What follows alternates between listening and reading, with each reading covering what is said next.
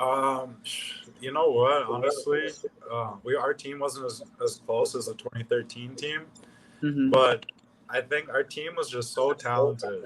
We were really talented, from 1 all the way down to 13 or 16.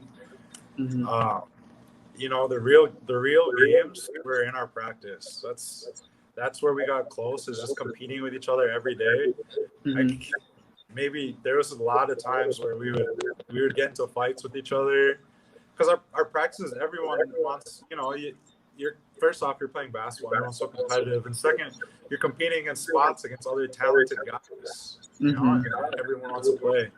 So our practices would get really crazy, but after practices we squash it. And Yeah. yeah, that's where we get close and build our relationship, is just in practice competing against each other.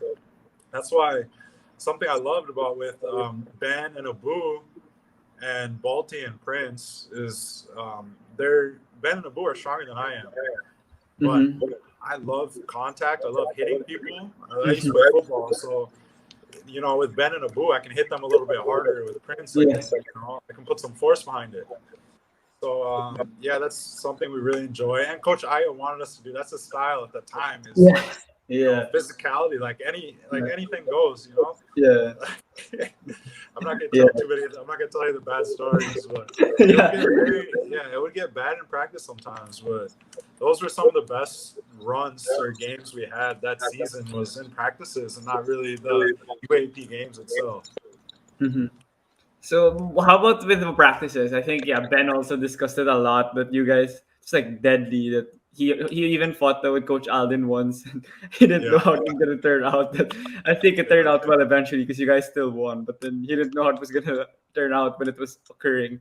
But then yeah, it was. Isn't it like tough for you guys as a whole unit for everyone to buy in? Like no one actually gave up with the practices, even if it was so tough, even if it was close to you guys fighting a lot every yeah. practice. How did you guys like yeah stay composed and stay locked in despite all Uh, this stuff happening?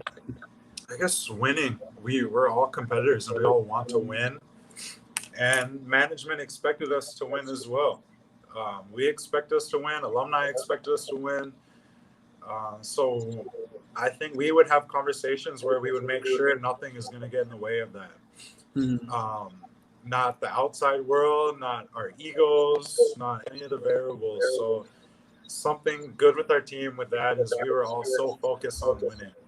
That was our main priority, is winning. So Yeah. I wish we didn't lose that one game against Ateneo though. I honestly think we should have had an undefeated season. Yeah, that was a terrible game. I don't know how that happened. I think that was an off night. I don't even remember the game. I don't want to remember because I watched like the other games like early in the pandemic when there was nothing, no sports going on. I'd search the games on YouTube when you guys would Yeah, blow out opponents, and then I'd enjoy it because of course LaSalle. So I'd enjoy like Richie you would were. like a third string forward, and then he'd dunk when you guys are up by Yeah, 30 already. It's yeah. something great to watch during that time. Yeah. That's We had a crazy athletic team. Imagine Ben and Abu at the 4 and 5, and then Duran at the 3. Like, that's ridiculous. That's a lot of Yeah. testosterone in one court. Yeah. But then one thing that was tough, in my opinion, was yeah, since I saw you play in 2013, I was religiously following that squad also. And then here you needed to take more of a backseat because you mentioned there are a lot of talented big men on the team. And for other players, that was tough. Like others would get frustrated. It would show in their game that they'd take a drop on their performance, or they complain to their coach, or they even fight their teammates because they're not getting the minutes or the touches that they want, like your usage rate is lower.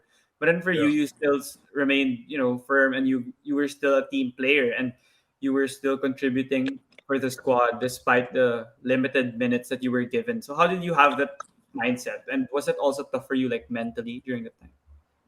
At first, because that was the first time I've had to experience not. I mean, when I played AAU in the States, we had all D1 guys. That time I wasn't playing at all. So I Mm, guess from that time when I was younger, I got to apply the same things to college.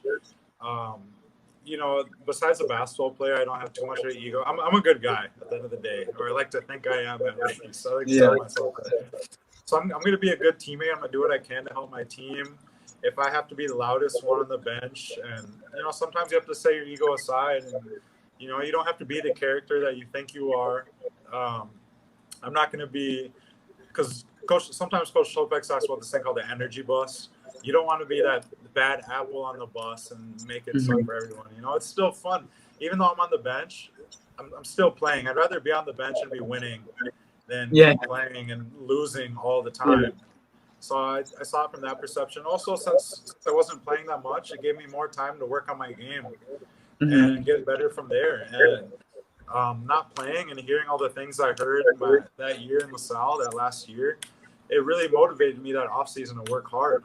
And I doubt, and I was a big boy back in the day too. I was like 250, around that weight, 260. Yeah.